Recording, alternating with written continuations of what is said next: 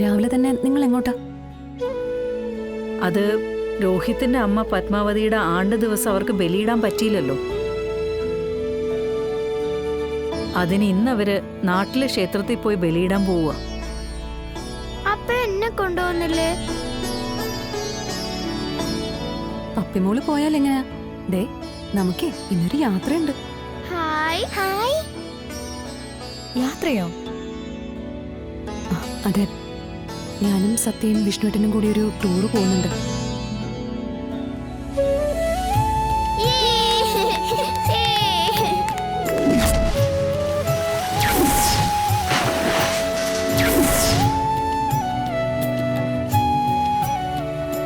പപ്പയെ കൂടി കൊണ്ടുപോകണമെന്നുണ്ട്.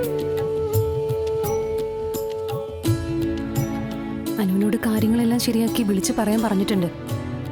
കാര്യങ്ങളെല്ലാം ഓക്കെയാണെങ്കിൽ ഞങ്ങള് ഇന്ന് തന്നെ പുറപ്പെടും. നമ്മൾ എവിടേക്കാ അമ്മ ടൂർ പോകുന്നേ? അതൊന്നും തീരുമാനിച്ചിട്ടില്ല മോളെ. ആഹാ, അതെന്തായാലും നന്നായി. അപ്പൊ ഞാൻ ഇന്നലെ പറഞ്ഞതുകൊണ്ട് ഗുണമുണ്ടായല്ലോ. വിഷ്ണുവേട്ടനെ ഒന്നും വിളിച്ച് പറഞ്ഞിട്ടില്ല. കാര്യങ്ങളെല്ലാം ഒത്തു വന്നിട്ട് വിളിച്ച് പറയാന്ന് കരുതി. എന്നാ പിന്നെ ഞങ്ങൾ പോയിട്ട് വരട്ടെ. കുട്ടികളുടെ സന്തോഷമല്ലേ, പോയിട്ട് വാ. താങ്ക് യു അച്ഛാ.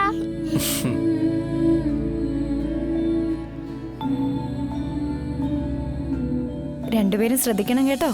പിന്നല്ലാതെ ശ്രദ്ധിച്ചോളൂ അമ്മേ. അപ്പോ നമുക്ക് പോയാലോ?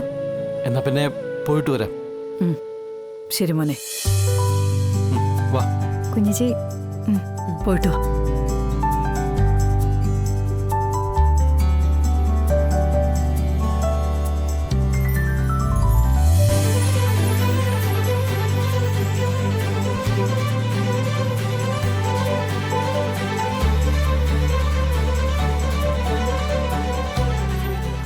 അതെ, എനിക്കെന്തേലുമൊക്കെ വാങ്ങിക്കൊണ്ട് വരണം.